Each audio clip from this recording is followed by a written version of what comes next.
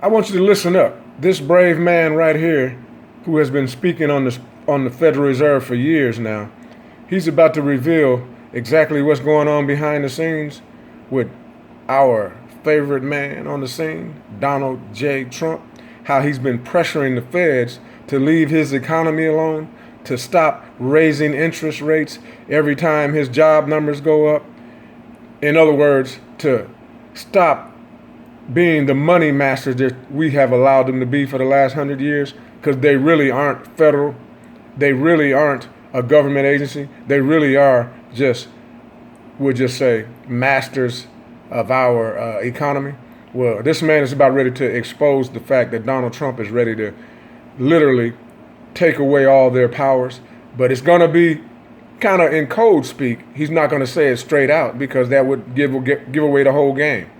But he's admitting that the Federal Reserve has been broken. Listen up. The other things that we were just talking about in the break is you're seeing the Federal Reserve, which sets monetary policy, as evolving right now. We are the biggest story right now in the economy, in the world, is the reinvention of the Federal Reserve, in my opinion. We have a Federal Reserve that's going to stop being the fireman that responds to disasters and start being the policemen or police officers that keep the economy going. Chairman Powell is on board with this. Yesterday, the New York Fed president made a speech that was mind-boggling. They are ready to come and help the economy. And remember, we need this. This week, China's central bank pumped another $72 billion. So you got to ask yourself, why haven't they been willing to help us all these years? He just gave it away right there. Now they're willing to help us? Or what were they doing at first? They were draining us. They kept the bubbles going. They're the ones who have been depreciating our dollars. They're the ones who have been basically keeping us, our middle class, shrinking. Look, I'm going to let him talk because you don't trust anything I say anyway. I'm just a lowly layman who happens to pay attention to this kind of stuff. Into their economy. Right. So it would be great. Just printed it. So it would be great to have the Federal Reserve not necessarily wait for our economy to implode before springing to action, but in other words, to stop it from ever imploding again. Right. And guess who's getting a pay raise?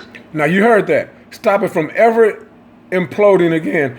Why weren't they stopping it before? They got some new tricks up their sleeves? They got some new tools in their chest, in their tool shed, whatever they've been printing money hand over fist. Quantitative easing 1, quantitative easing 2, quantitative easing 3, quantitative easing infinity. Every time we have a problem, them criminals called the Federal Reserve, the Rothschild Rockefeller banker groups, start printing trillions of dollars and giving it to the banksters, as if that's going to help the little man. That's me and you, sleepletons. But let him finish, because you don't want to hear me talk. I'm just babbling. Behind closed doors, Republicans and Democrats are meeting about giving lawmakers a pay raise. Yeah. In a time in which our border is falling apart and there's so much needs to be done, they're going behind closed doors and negotiating a pay raise for themselves. It's ridiculous. See, that says it all right there. The lawmakers, the Senate, the Congress, they've been giving themselves raises, lobby money and everything else, while the middle class has been shrinking, and they're letting in illegals to come in and undermine everything else that regular citizens were trying to accomplish. Anyway, signing off, the Federal Reserve is done. Put a fork in them.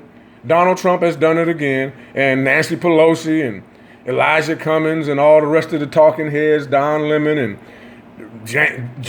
Angry Joe Madison and all those people, Al Sharpton, the rest of them are going to just act like there's nothing going on here. The Federal Reserve is our friend. Signing off.